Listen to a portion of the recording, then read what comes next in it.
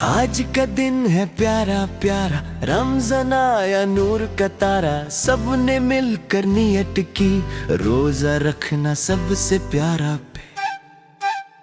सुबह सुबह उठ गए हम, नींद भरी थी आंखों में कम बुहा। अम्मी ने कहा बिस्मिल्लाह बोलो।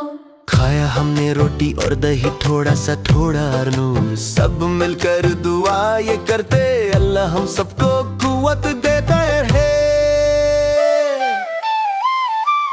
रोजा रोजा रोजा है, अल्लाह का ये तोहफा है हमें। रोजा रोजा रोजा है, अल्लाह का ये तोहफा है हमें। दिन में पानी नहीं पीना, गुस्सा भी बिल्कुल नहीं करना। सब्र से हम रहते हैं, अच्छे बच्चे बनते हैं ना। कुरान थोड़ा पढ़ लेते हैं, अल्लाह को याद करते हैं। रोजा रोजा रोजा है, जन्नत का ये रास्ता है।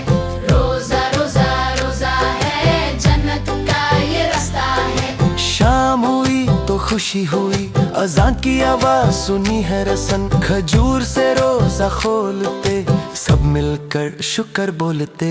अल्हम्दुलिल्लाह सबने कहा, अल्लाह का कितना शुक्रिया। पहला रोजा मुबारक हो, सब बच्चों को मुबारक हो।